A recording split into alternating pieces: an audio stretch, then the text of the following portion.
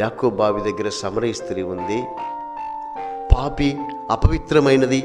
యేసయ్య ఆమె దగ్గరికి వచ్చిండు. యేసయ్య ఆమెతో మాట్లాడినడు, అమ్మ నీవు పాపం చేస్తున్నావు, ఎంతకాలం ఇదే బ్రతుకుతావు, ఎంతకాలం సీదరించబడతావు, నీవు మారవచ్చు కదా. ఎంత ఘోరమైన వాళ్ళైతే కొన్నిసార్లు కొంతమంది ఇలా అంటారు, ఎందుకులేబ్బా వాళ్ళకి ఎన్ని చెప్పిన వాళ్ళు మారరు అని. సమరయ స్త్రీ మారదలే అనుకుని యేసుప్రభుల వారు వెళ్ళకపోతే ఆమె జీవితం బాగుపడేది కాదు. వెళ్తాడు, కొన్ని మాటలు చెప్తాడు, అమ్మా నీకు జీవజలాన్ని ఇస్తాను, నిత్య జీవం ఇస్తాను, నా మాట విను అనగాని ఆ మాటల్లోనే ఆమెకు అర్థమైపోయింది, ఈయనెవరో సర్వశక్తి కలిగిన దేవుడిని అర్థం చేసుకుంది. అక్కడే కన్నీళ్లు కార్చింది, తన హృదయాన్ని మార్చుకుంది. మీరు ఎప్పుడు సంతోషపడాలో తెలుసా? మీ ఇంట్లో ఒక ఆత్మ రక్షించబడితే అప్పుడు సంతోషించు. ఎందుకంటే ఇది శాశ్వతమైన లోకము కాదు, అందరూ విడిచిపెట్టి వెళ్ళిపోవాలి. వెళ్ళిపోయే వాళ్ళు నరకానికి వెళ్ళాలని బైబిల్ అంటుంది. నిజంగా అందుకని యేసుప్రభుల వారు అంటాడు, అమ్మలారా నా కోసం కాదు, మీకోసము, మీ పిల్లల కోసం ఎందుకు ఆడవమన్నాడు అంటే డబ్బులు లేవని కాదు, వాళ్ళు నరకానికి వెళ్ళకుండా ఏడ్చండి. రేపు మీ ఇంట్లో వాళ్ళు నరకానికి వెళితే వాళ్ళ పరిస్థితి ఏంటి? ఎందుకు నువ్వు పట్టించుకోవట్లా?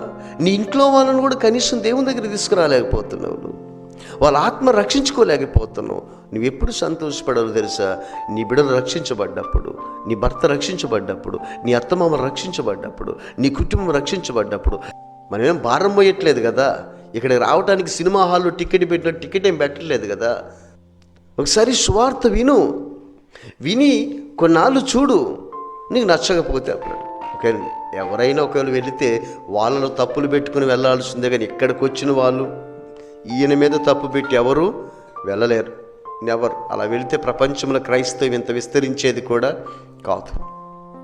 చెప్పింది ఒకసారి మీరు కూడా చూడండి. గ్రామ ప్రజలారా, సువార్త చెప్తున్నామా, కేకలు వేస్తుంది, రండి రండి.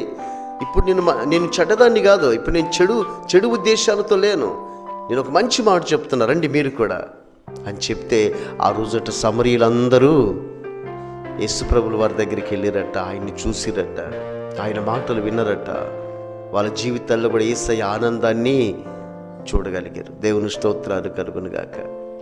ఇప్పుడు సమరయ స్త్రీ నాకెందుకని ఇంటికి వెళ్ళిపోతే ఆ రోజు సమరయులకి ఆ భాగ్యం దొరికేది కాదు, యేసయ్యను తెలుసుకునేవారు కాదు.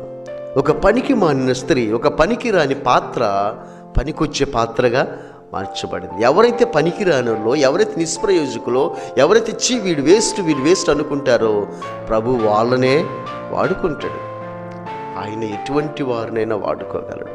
కాబట్టి ఇప్పుడు ప్రభు మనకు చెప్తున్న మాట ఏంటంటే, నీవు రక్షించబడటమే కాదు, నీ ద్వారా అనేక మంది రక్షించబడాలి.